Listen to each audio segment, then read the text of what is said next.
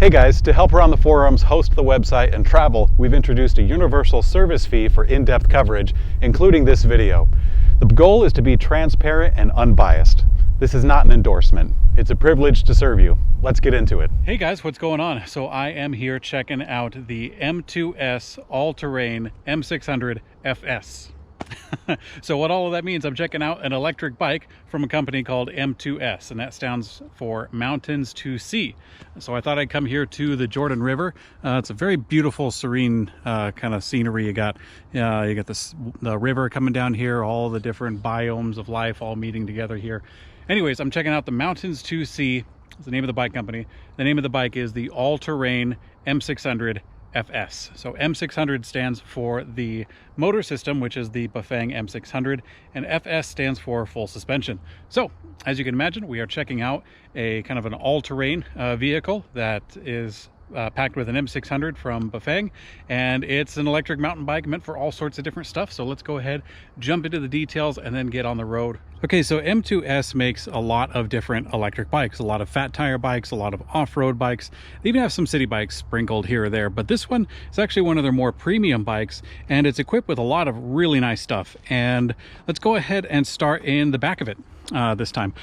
So here you have a Kenda Havoc tire. So this is a 27.5 by 3.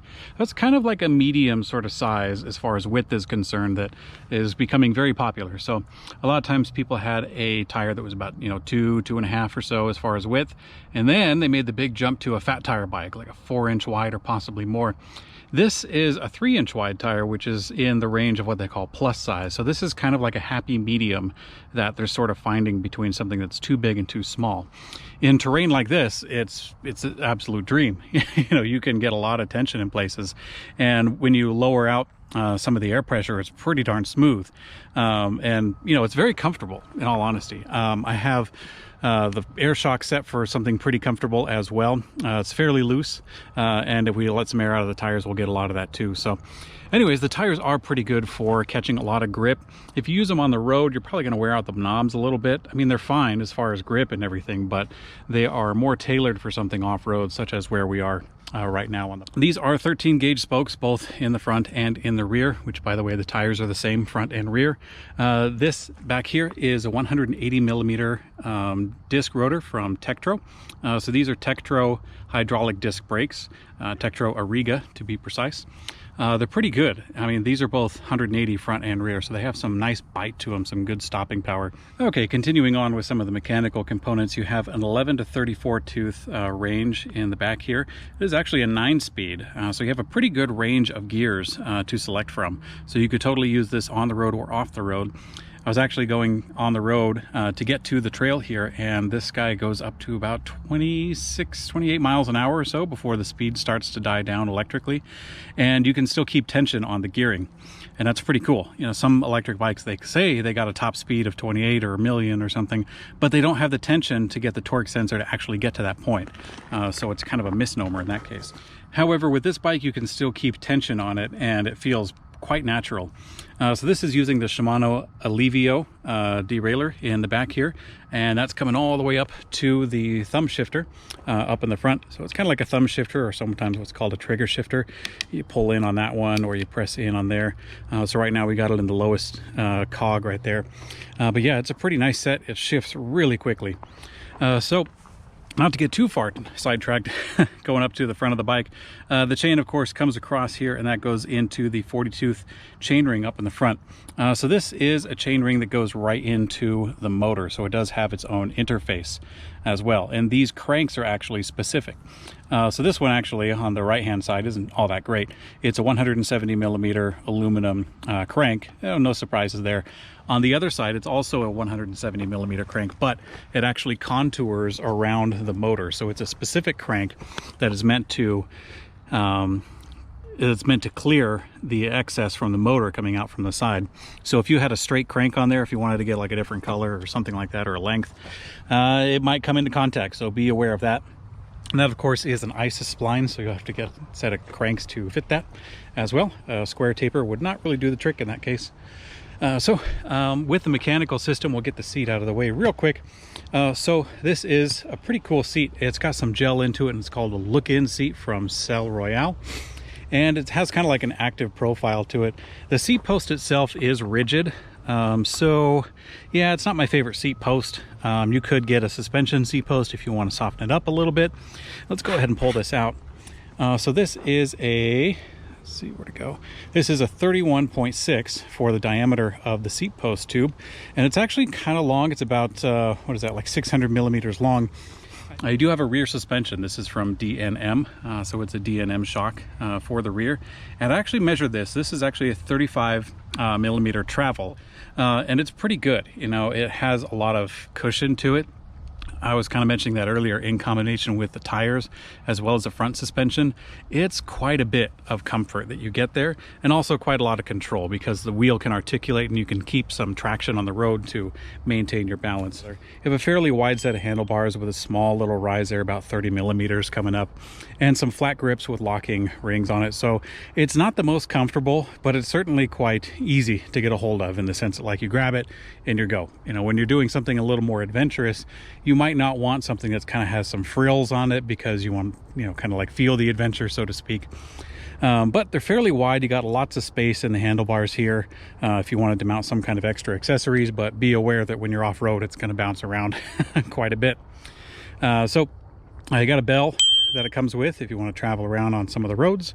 And these are the levers for the brakes that I was talking about earlier with the reservoir for the hydraulic fluid.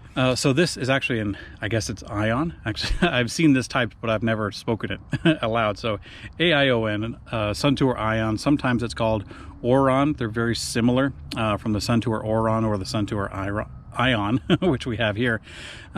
These are 130 millimeter travel front fork, and they're set for the wider kind of spacing that you have here for the 3-inch wide tire.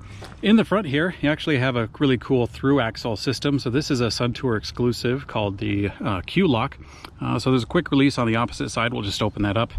You kind of know what to do there. On this side, you kind of push in on this little flower looking thing and then turn. And then, let's see, I might need 2 hands to get that done. Let's go ahead and dance around with the camera a little bit. So push in, turn, and now it's a perfect cylinder. And then you can push it on through and it comes out the other side, just easy as can be. I'm not going to pull it all the way out because I don't want to have to try to align it with one hand holding the camera. But you just pull it back out and then stuff it back in again. And then you can untwist it, and then that little flower will come out. Here, let's go ahead and put that quick release up. Okay. So it looks pretty tough when you see a guy do it with one hand holding a camera, but it's actually pretty easy when you get the hang of it and when you have 2 hands to use. But that's a system that's designed to help you keep some pretty good tension, pretty good strength up here on the front wheel. And it actually comes out pretty darn easy when you get the hang of it too. So let's go ahead and jump into the electric system, one of my favorite parts of the bike to talk about. So this is a front light that is integrated into the battery pack, but it's not only integrated into the battery pack, it's also integrated to the display. Let's go ahead and turn it on. When you press the power button, that will turn on the display, and it's kind of bright out here. Hopefully you can see that. You know what, why don't we go in the shade up there a little bit. Okay, so I've pulled off into an area with a little bit of shade, and hopefully you can make out this display because it's actually not terribly bright. So one thing about the display is that it's fairly small. It's pretty streamlined. It's, you know, no bigger than the actual readable display part is just a couple of thumbs width if you want to use a very precise measurement. But it tells you all the important stuff, you know, speed, pedal assist, and a really tiny variable display for things like an odometer and a trip set. It's pretty easy to use, but the drawback to this is that it's pretty darn small, and it also doesn't have a really bright light. Let's go ahead and see if I can get some fingerprints off of there. So I turned it on already, and then you can press the up or down arrows on the remote attachment on the left side to change pedal assist.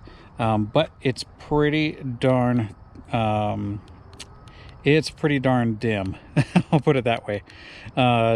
Because yeah, right now I have it cranked up in brightness. You can actually go into the settings menu by pressing plus and minus at the same time. So I have the brightness all the way up. We're in the shade. I'm trying to get my shadow over there so you can see it.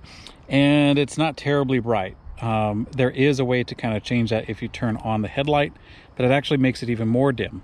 So if you turn on the headlight manually, then it will make the front display a little more dim. In the settings menu, yeah, I turned up the brightness. So that's kind of one of the drawbacks to this display right here, is that it's not terribly bright. So if you want something to, you know, help you count your calories, or, you know, you're taking some exact measurements while you're on the road, then this might not be the best display to use. I don't know if you can change it. You can ask the guys at M2S if there's a way to change it, if that's really important to you. But honestly, for me, it tells me only what I want to know: the pedal assist and the speed, and that's about it. Anything else to me is a little extraneous, and I don't really pay much attention to it. So if you're like me, it'll work out just fine. But if you're more of a detail-oriented person, then yeah, you might want to consider something really bright if you want to take some on-the-road measurements. But it does tell you your speed, of course, and also the battery level down to the ones place. So it actually says 93% in this case. We're not terribly far from the drop zone for this trail here. Okay, moving on from the display, let's talk about the battery, because that's actually one of the parts that shines. The battery actually fits into the entire contours of the down tube right here, so it doesn't extrude out and kind of add some extra space coming out of there. It actually fits in flush. With the key, that's a specific key, you put it in there, turn it, and it pops out just a tiny bit, and we can take a look at the battery. So it comes out, there we go. So this is the battery. This is a 48 volt, 14 amp hour battery. That is pretty cool, because it's a heavy guy. The battery actually adds, I think it's close to 8 pounds. If you want to check out the full measurements and specifications for the bike, you can go to ElectricBikeReview.com, where we have all of that, including the weight of the battery, the weight of the motor, and things of that nature. The total bike for the entire thing weighs pretty close to 60 pounds, including that battery in there. So it's a pretty beefy bike. Now this particular model, I forgot to mention up front, is actually the large size, so it fits my body just fine. So it's a tiny bit bigger in a couple of places than the medium size. So there's a little bit of weight savings if you wanted to go towards a medium, not by a whole lot, but the weight savings is in the extra metal for, you know, an extra inch here, an extra inch coming out there, things like that. So yeah, the battery pack is pretty cool. It actually is mounted pretty darn close to the motor, and therefore the controller, which is down in here. This is the Bafang M600 motor. That is a newer motor from Bafang. It's actually been out for, I think in the States, about 6 months or so. It's pretty slamming. I gotta say, I like it a lot. Now, Bafang got their start, at least in America, gaining notoriety for their conversion systems. They had bottom bracket conversion systems that were, well, they still are, very popular. And then Bafang started to get more and more into the production market to make production electric bike motors such as this one. Because you can see this is not a conversion motor in the least. You know, the frame is literally designed around the motor system here. So this is a pretty cool thing from M2S, that they have this motor being used in the bike, because it requires more engineering to get it done this way. It requires extra cost, but they actually have it in a pretty tight package that you see here. So definitely one of the more premium bikes. But to get back into the motor system is more of a competitor for some of the other more known name brands that you've come to know and love. So this one uses a cadence, torque, and a wheel speed measurement. Uses those 3 sensors to dole out the power, and it's quite intuitive. So yeah, I can't wait to show you a little bit more when we jump on the bike and take it for a ride. All right, so we are biking along. If I can, I think I'll try to break this guy. Let's see if we can get off the beaten path just a little bit. Find something a little bit more more entertaining, because this is great. I mean, where we are right now is fine. This is kind of a, you know, bark dust, kind of packed dirt, a little bit of roots and stuff. Let's see if we can find something that has a little bit more of a, what's the word, dangerous tone to it. I might have to go around. So right now I actually have the bike, oh yeah, I gotta go the other way. So right now I actually have the bike set up for pretty low, right here, this way. I have the bike set up pretty low on the suspension. I have it pretty darn loose in the back. I did that for a couple of reasons. Number one, because it's kind of fun, kind of cushy, but also because it gives me a lower riding position, so you guys can actually see a little bit more without having the camera pointed down into the dirt. But let's go ahead and get into the thick of it. So after we get through a little bit of this, there's going to be a little bit of it's a steep hill, you know, a really steep hill where we can kind of use that motor. Kind of a surreal feeling sometimes. Here we go. And a little bit of dirt. There we go. All right. Wow. We'll take a sharp turn. Oh yes. Very responsive. So one thing I like about this motor quite a bit is that it's pretty responsive. As you saw there, I took a really tight turn. I had no momentum, put a little bit of goose into the pedals, and off you go, because this doesn't have a throttle on it. It just has pedal assist. But I'm perfectly fine with that because the pedal assist is pretty intuitive. Like, it's very responsive, you know, it picks up pretty quick. So, whoa, there we go. Let's change gears. All right. So now we're back into the, back into the mark dust here. So one thing I should say about the motor is that it's not especially quiet, and I think that has to do with the power output. The motor's putting out like 120 Newton meters of torque at the high end, and especially when you get into a low cadence, when you're doing kind of low speed stuff like I was doing now, that's when the motor starts to whine a little bit and show you what it's capable of. All right, guys, I've got you pointed down at the pedals as well as the Bafang M600 motor. Let's go ahead and crank it up to level 5 pedal assist, and we're in the lightest gear, so let's go ahead and take it for a spin.